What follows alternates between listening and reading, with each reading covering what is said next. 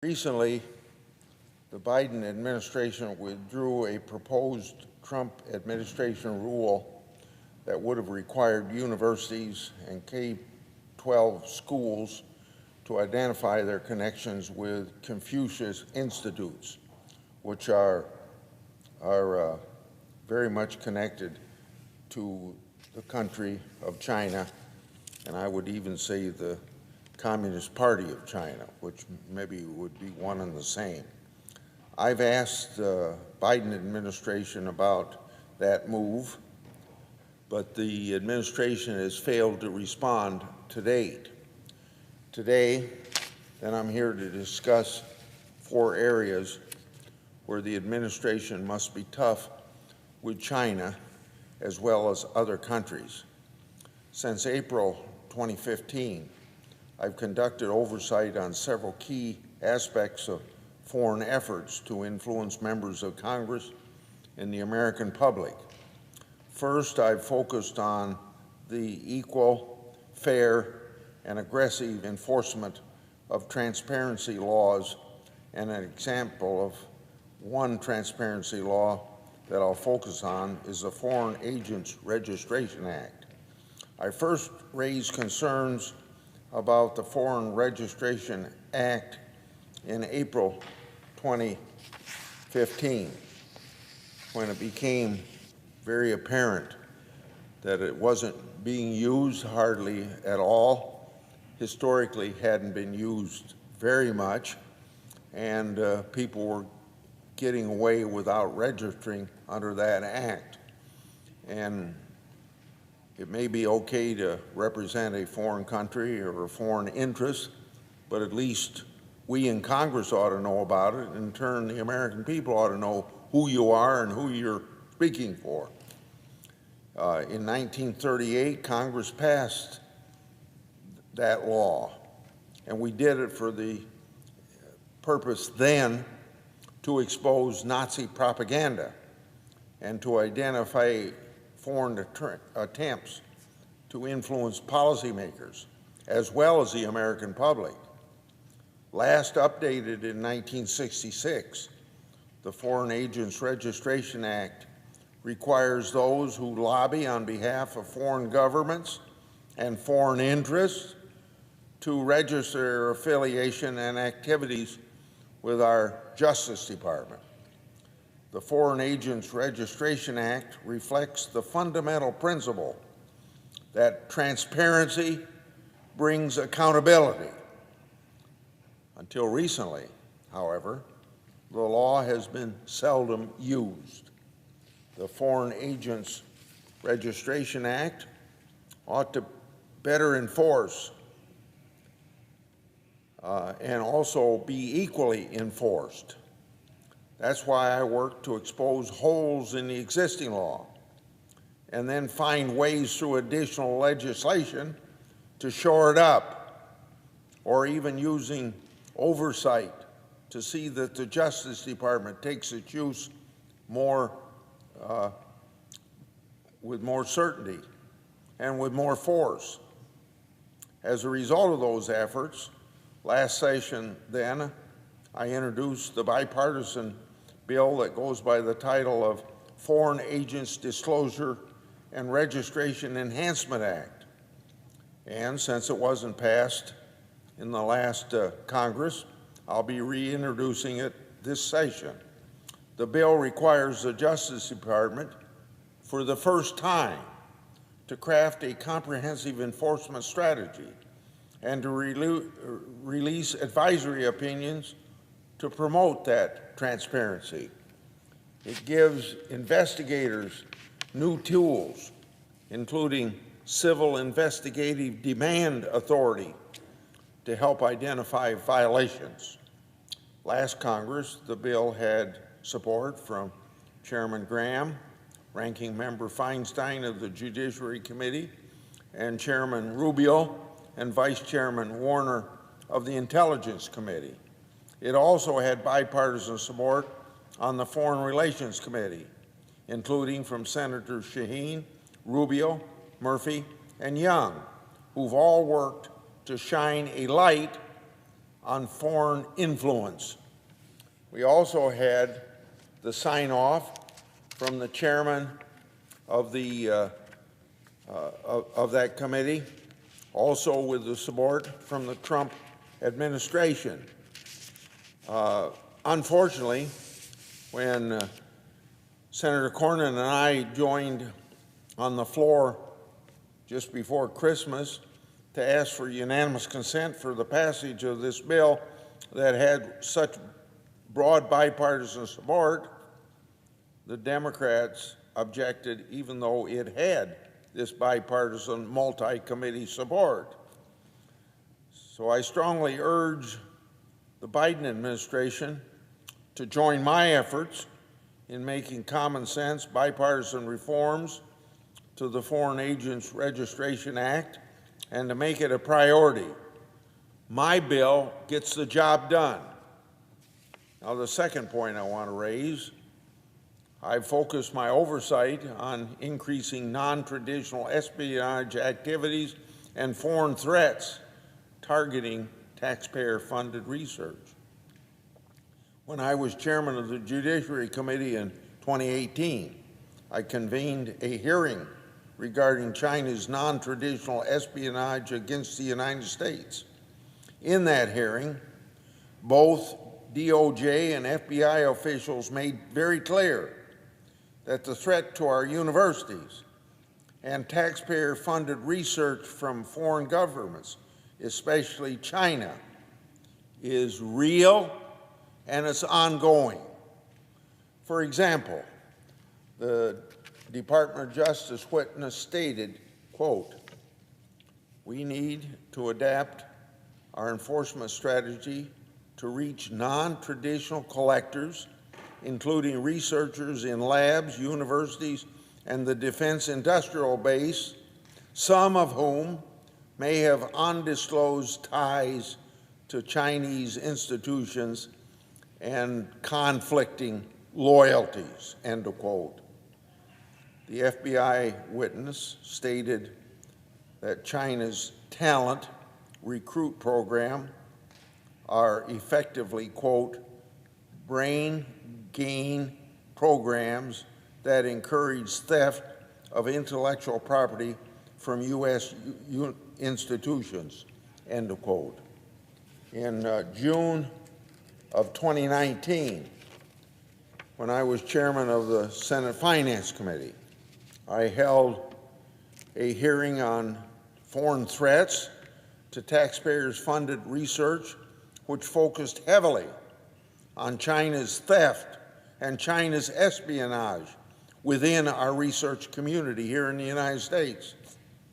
After the hearing, I organized a classified committee briefing on the topics from the Department of Health and Human Services, the National Institute of Health, the Department of Health and Human Services Inspector General, and the Department of Homeland Security. The Trump administration ramped up government efforts to investigate and prosecute researchers for stealing intellectual property and research. Now, the Biden administration must continue those aggressive efforts if they want to be taken seriously. Those efforts are more important now than ever. For example, during the COVID pandemic, China has used cyber attacks to try and steal COVID-related research. So now on another third focus of mine, it's been on propaganda efforts within our schools and universities. Specifically, that includes China's Confucius Institutes. As an extension of the Chinese government, the Confucius Institutes are a foreign principal for purposes of the Foreign Agents Registration Act. According to reporting, the strategic goal of the Chinese government is to place its institutes within existing colleges and universities in order to influence perceptions of the communist government in China under the guise of teaching Chinese language, Chinese culture, and Chinese history. In other words, we got to see this problem with open eyes. In light of these factors, in October 2018, I wrote to the Justice Department and asked why it had yet to require individuals working for Confucius Institutes to register as foreign agents under the Foreign Agents Registration Act. Then, in March of 2020, I wrote to dozens of schools asking that they get a briefing from the FBI on the threats Confucius Institutes bring to the academic environment. I've also strongly backed Senator Kennedy's Confucius Act, that's the title of the bill, which passed the Senate just last week. In part, that bill mandates that if a school wants an institute on campus, that school must have full managerial and academic control, not control from the Chinese government. China's threats to our security are very real, they're known, and show no sign of stopping. It's a very good sign that in the past couple years, many universities and colleges have cut ties with Confucius Institutes. Probably some of those were on those respective campuses for a long period of time. The Biden administration must use every tool at its disposal to protect and defend our national security from this communist threat, which is why I wrote to the Biden Department of Homeland Security on February the 11th this year regarding its withdrawal of the Confucius Rule, which I thought was a very good step forward from the previous administration. Among the questions I asked the department, two relate to whether or not the Biden administration considers the Confucius Institute to be an extension of the Communist Chinese government, as well as being purveyors of Communist Chinese propaganda. That ought to be easily recognized, and I imagine our president does recognize it, but I want to have him tell me so.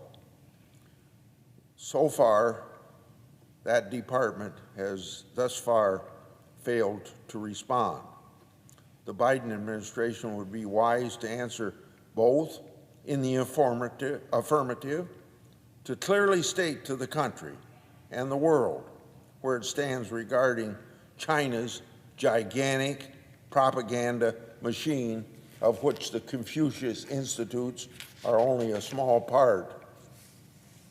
In other words, besides going after the Confucius Institutes, we got to have our eyes open to every way that the Communist Chinese and their government is trying to influence things in this country, as well as stealing things from our country. Lastly, I want to highlight a very important issue that recently has been brought to my attention.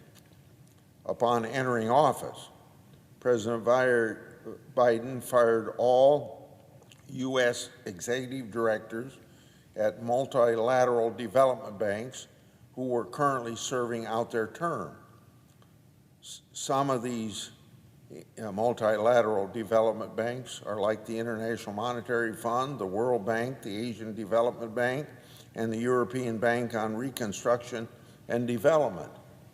It's been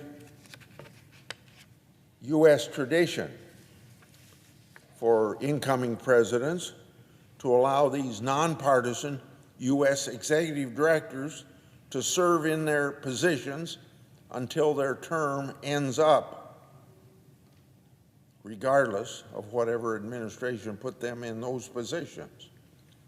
This tradition is meant to ensure that the U.S. maintains a consistent, authoritative presence and engagement within those multilateral institutions. In the last administration, the U.S. was tough on China through these development banks. And we were hoping that these people would be left in place so they can continue that tough on China approach. The executive directors that were in their respective positions made it a point to defend U.S. strategic interests by building coalitions aimed at eroding Chinese influence, which has been allowed to grow at an alarming extent. And there's quite a push by the Chinese Communist government to get involved in the highest levels of almost every international organization, not just these banks that I'm talking about. Removing these U.S. leaders from their position prior to their term expiring and with no replacements even nominated isn't an example of U.S. leading. This is an example of our country ceding its duties and responsibilities on the world stage. In addition to my unanswered letters, the Biden administration should inform Congress as to why it moved all executive directors from their positions prior to their terms expiring. I hope President Biden knows China is aggressively growing in influence in these multilateral organizations. So now isn't the time to abandon the field. There is no time to be weak with China. We must work tirelessly to protect our way of life and our national security from the ever-present threat of the Communist Chinese government. And at the same time, we must build on the foundation that the Trump administration created to protect American taxpayers from foreign theft and espionage and propaganda. I yield the floor.